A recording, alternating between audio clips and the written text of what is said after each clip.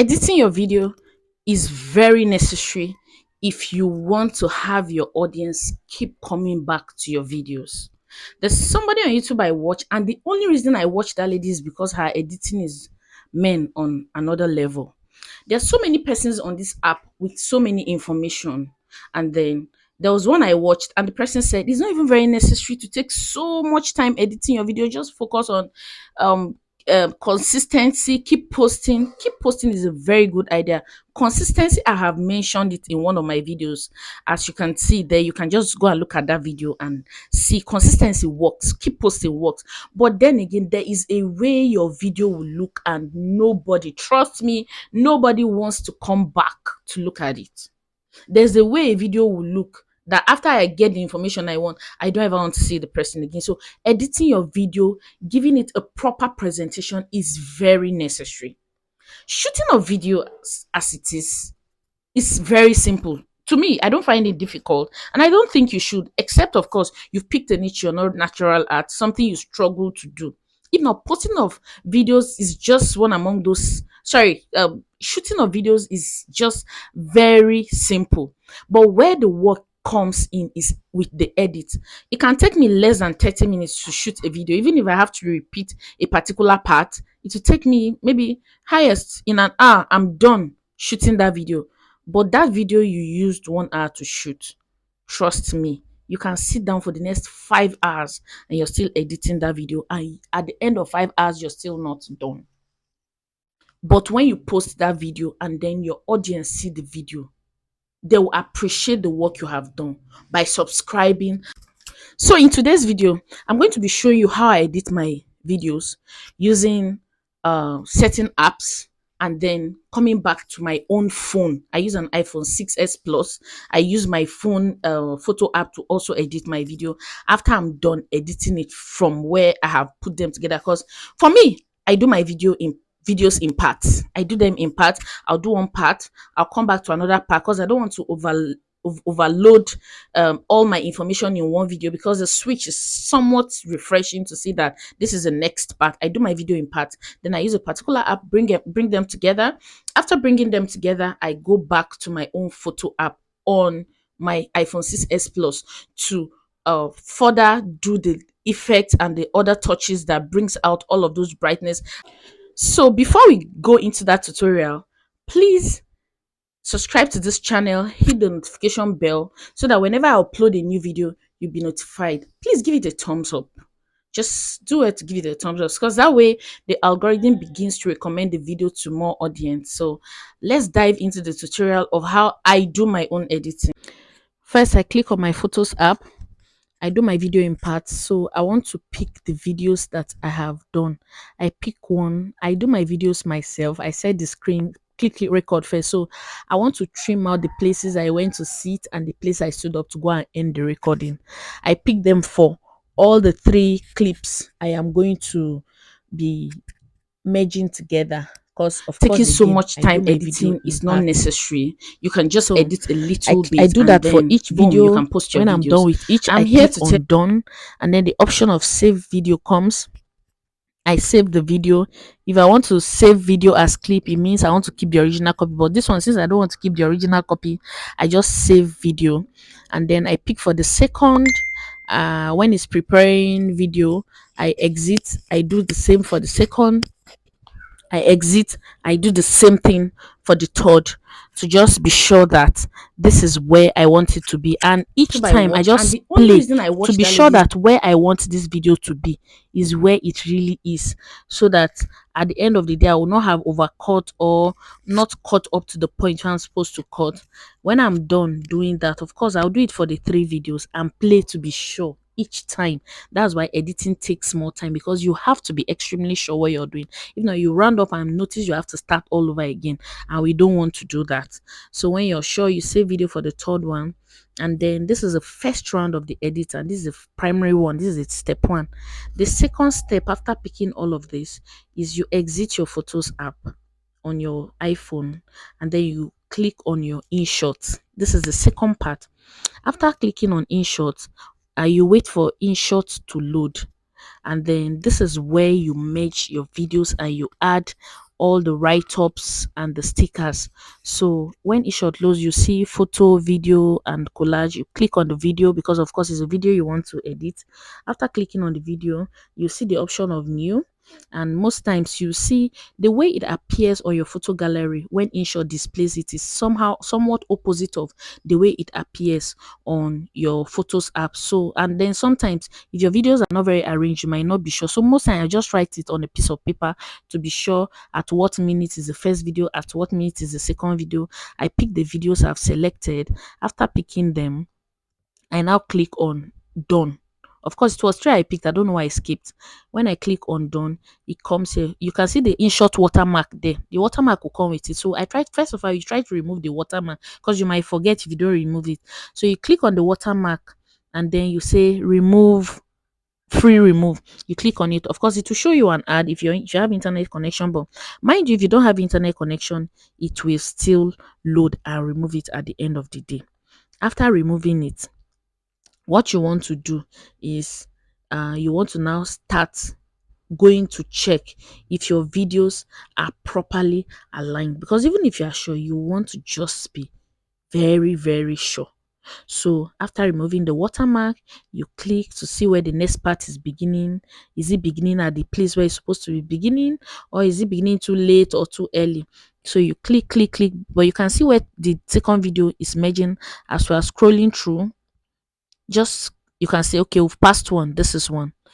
Let's play now and see where it's the second one will change. Play. You can see the second one have switched. So let's check to see that the other one is playing from where it's supposed to be playing. You just keep scrolling and keep scrolling, and you can see we've passed one again. And let's play now to be sure that it's starting from the right place. It's playing now, and we'll see this. That's another switch. So we are now sure that our three videos have successfully merged. After the videos have merged, you now click on stickers. After clicking on stickers, you see different options. You see display, GIF. Most times, if you want to even insert picture, that option is there. Then you click on stickers. Most of the times, I don't use these stickers.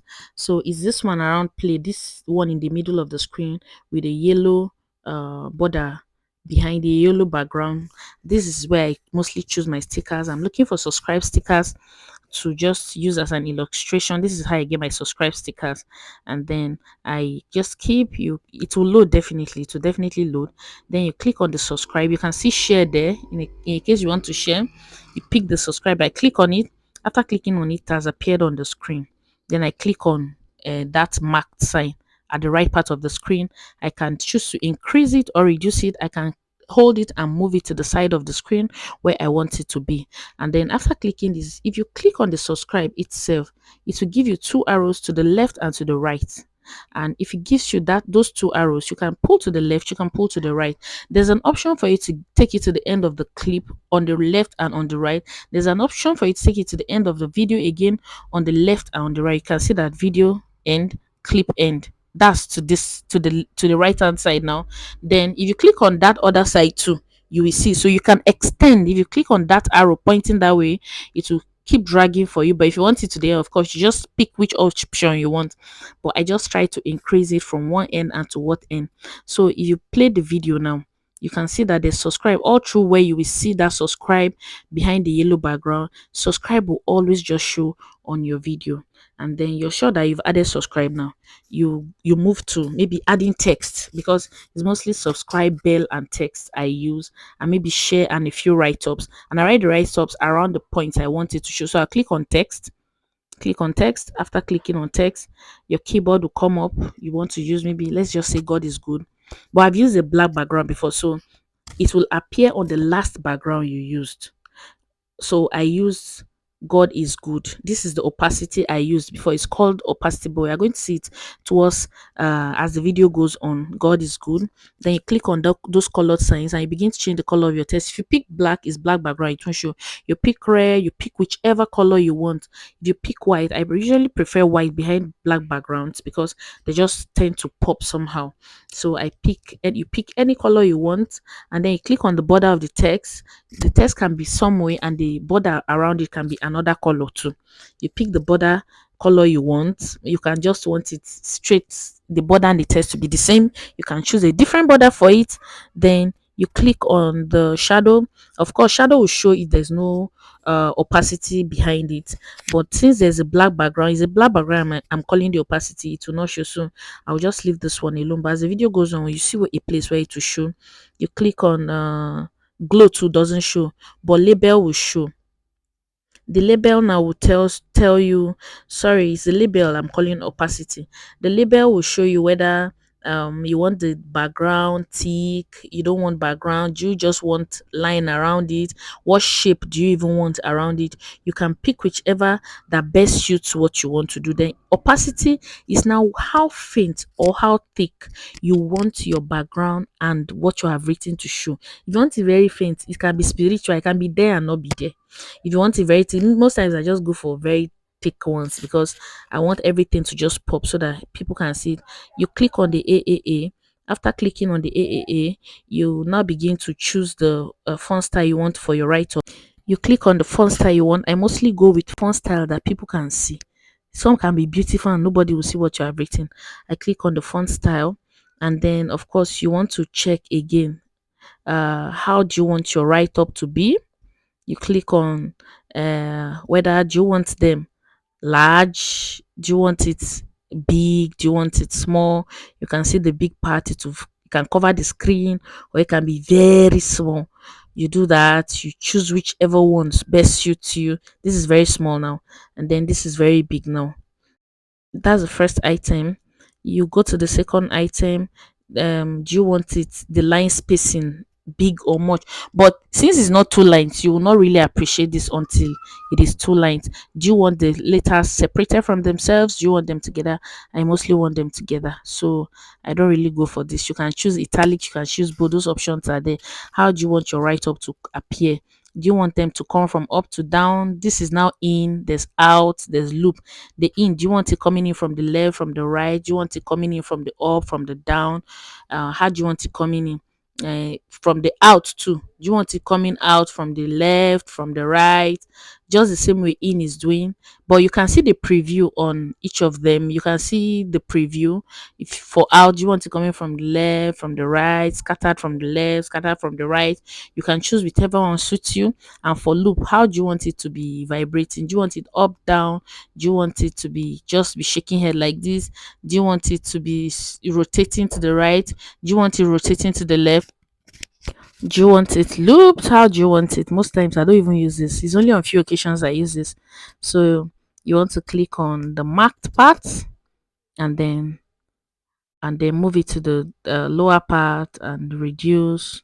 For me, because I feel like this is too large, and then do I want to move it to the end of the screen? Then of course I shift to one end, reduce again because I don't want it too large like this. Then bring it to the middle. That's how to do it. If it has overcovered the screen, you move to one end, you reduce, and then you bring it to the center of the screen or wherever you want your write up to be, whether you want it on the left, or on the right, or on the middle part of the screen. Then of course you increase to the left, to the right, how long you want the write up to appear before the next point that this write up will no longer be necessary. And then I mostly use my bell icon. I just use it as text. So most times when I want to include my bell icon for notification purpose, I'll just click on text again to get my bell icon. You can see that the write-up is valid for as long as it is supposed to be there. You can, it's off now. So I click on text to get my bell icon, to tell people that I subscribe to my channel, hit the notification bell, so that whenever I upload a new video, you'll be notified. So you click on text. Most times I go to my sticker, so I click on that round button. I click again to be sure it brings me down to text. I click again, now stickers. So I search, sorry, emoji. I search the emoji I want. After searching, I will just type bell, and a list of bell options will come up for me to pick from, and then I will just pick one. The middle one is the ones the one I mostly go with. Is now on the screen. You can see that the black background, the label is still on it, and then of course, because that was the one I used last, so that's what will be there until I go back and then I change it. So I go back, I want to change the label. I click on the label, I click on none. Of course, with the bell, let's try something else. Label first. I click on none on the left part of the screen. It has gone. But there's a part that we didn't see before that we'll see now. That glowing effect, because of that background on the test, it was not showing. But now that there's no label at the back, you can see that it is now glowing. You can see the border is there, the shadow is there, the glow is now there. And as you are moving, you are seeing the impact it is having on your bell icon. But mostly for bell icons, I don't use any of these things. I just want the bell to appear alone. You can choose to want a bell on a shadow around your own. You can choose to want a glow around your own. You can choose a label for your own. For the opacity, again, of course, how thick do you want it to be? Do you want it very transparent? Do you want it very bold? And then, of course, me, I would always want it very bold so that you can see the bell very well. Some people might just want it transparently.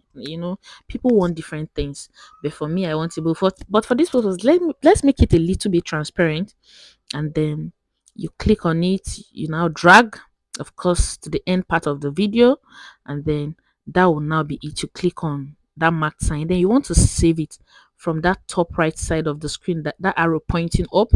Then you click on that, and for InShot, the size is 502.4 megabytes now, estimated size on the down part. Now, when you're saving on InShot, they'll tell you, please do not lock screen or switch to other apps, because by the time you do, the saving now will be terminated, and then you have to start saving all over again. So you have to really be patient. It's even going fast. You can see it's at 6% because the size is not very large. If it's up to 1.2 gig, you have to wait sometimes for up to 30 minutes for it to completely save, but you have to definitely wait it out. When it saves, this is what you have. You click on your photo apps, you can see that the last item is where it is saved. Now from here, now this is the last round of the editing I do again with my photo apps. I started with photo apps, InShot, and then again my photo apps. So I click on the edit on the right upper part of the screen to edit the photos. But first of all, I want to see if my effects of YouTube, sorry, subscribe, and I want to see whether my write up is there. I want to see if the things I've added are there. You can see that the subscribe is still there, it's blinking, but for as long as I pulled it, it's blinking. It will soon stop. It has stopped. Now the write up is up. Now we are sure that the subscribe and the write up are on it. We can proceed to further to edit the video using photo apps. It's second time after putting the pictures together. First, you trim, second, you use InShot, then third, you bring to photo app, click on edit, then this option will come up. Then, first of all, what I want to do is I want to click on sharpening it. When you click on it, you see on the upper left part of the screen, it has not come up. It has not come up yet. No, that's not it. I click on this particular one. Yes, you can see now. I'll be using arrows to illustrate it, of course. When you keep clicking, it will be rotating the video. As you're clicking the first one, the one that looks like a square, when you click on the right rectangular one, it will shape it to the left, to the right. On, of course, the orientation will be maintained as landscape. Then you click on where you look for effects. I mostly go with vivid, and I mostly use vivid at 100%. So using vivid at 100%, this is what you have. Then when you're playing the video, you can now see that the difference have started showing. Then you go ahead again, and then you click on this part where you now begin to add your adjust. I mostly, some people since use auto will automatically choose everything for you, and then when you play and you see. But for me, I don't like auto because there's a way I want my video to look, and auto will not give me that. So I remove the auto, and then I start from exposure. I increase the exposure. From exposure, you click again to see if it's plain, how you look. Do you like the way you look? If you don't, you further reduce it. And then I reduced it a little bit, and then you click on there are different items under it, and you edit according to how you want your video to look. There's exposure, there's highlight, there's contrast, there's black point. This is highlight. I mostly reduce my highlights, and then I come back again to you play again. Me, with each item I choose, I will always play to see how it is looking on the video. because if you want to do everything at once, you might not get a true picture of what you're doing. You might be done and you don't like what you have done. I click on shadows, I increase the shadow. Of course, the shadow will brighten it more. You click on contrast, I mostly reduce contrast, and then I just keep going. This is black point. If there's a way you reduce the black point, everything on it, the blackness will be so faint, but I don't want it very faint. Sometimes I even want it like it very faint, but for this purpose I think this is too much of a reduction. And then I go back and maybe I increase it just a little bit, and then the effect will be, you can see that it is a bit dark now. You play and you see, okay, the black point is fine now. You go back, you click on the adjust again, and then you move to the next item, saturation. I reduce a bit, I go to vibrance, I increase a little bit, I go to warmth, I reduce a bit, I go back again to, I think, tint, I tint it a little bit, and then on sharp I increase the sharpness a little bit, because already with the vivid I first picked is already looking sharp. So for my sharpness, I like to do maybe 5 or 7, at most 10. Then for um definition, I usually increase a little bit. And then noise reduction I don't, because it tends to remove, blur it a little bit, so that's removal of sharpness. You can see that the video is not sharp again, so most times I just like noise reduction where it is.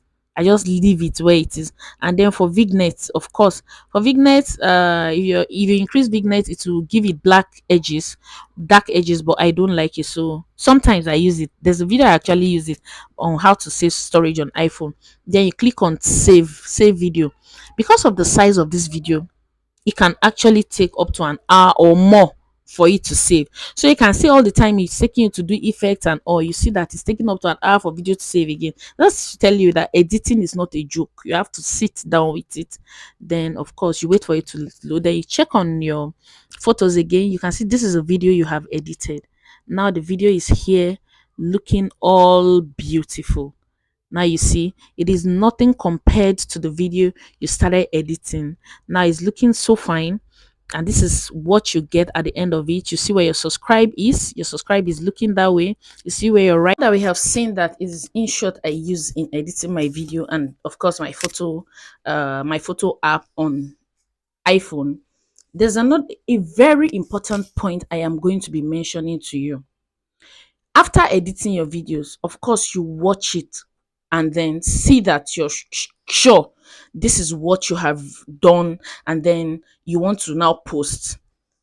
If you're done editing your video, by the time you're done, before you go ahead and delete the videos that you edited from, because they will be laying separately, be sure that what you have done, you're satisfied with it. And even after you have posted the video on YouTube, on your YouTube channel, go back and watch it keenly and be sure that everything that is there is what you want, because you might make a major mistake that you won't even see until after you've posted the video. Because by the time you are done deleting those videos permanently from your phone, of course, there should be a memory of it on InShot. But when you get back to InShot to look for the video to try and edit again, if you have deleted that video, trust me, you'll not find it on InShot again. The moment you've deleted it from your phone, it will no longer be on InShot. Because I made a major mistake. That was the first video I ever did before this video of me saying storage, iPhone storage management, that I posted. I think my first main video in a very long time, which was maybe less than 2 weeks ago. Before I did that, I did a video on how to grow a YouTube channel from the scratch. That video I edited to my taste, and then when I was done and I had already posted it, and then I noticed a major mistake. Then I'd already deleted all of it from my phone. I quickly ran back to InShot to look for that video to edit and bring back. My dear, I had lost the video. You know how very frustrating and difficult it is to shoot a video for hours. No, maybe for an hour or 30 minutes. Shooting is not even the problem. And then it takes you another 5 hours to sit down and edit that video. And at the end of the day, you lose it. Do you know the emotional down? Do you know how emotionally down you feel? you will be downcast emotionally. So please make sure you're sure of the video before posting, and even after posting, go back and watch and make sure you are sure before you come back and delete, because when you're done deleting and then you go back to InShot, you won't find it there again, and we don't want to keep losing videos like that. Go through it again and again to be sure everything is what it is supposed to do. Then of course you can go ahead and delete from your phone or from your system, depending on where you saved it in. If you want to manage space, probably you have so much space, 1 or 2 terabytes, you don't have to worry. But for us that are still struggling with space, we delete a lot. But so I am saying this for people that are struggling with space, that want to rush and delete. Before you delete, please be sure that you are sure of what you have done, and then your work will not be in vain, so you don't start all over again. I'm sure you enjoyed it. Did you learn a thing or two?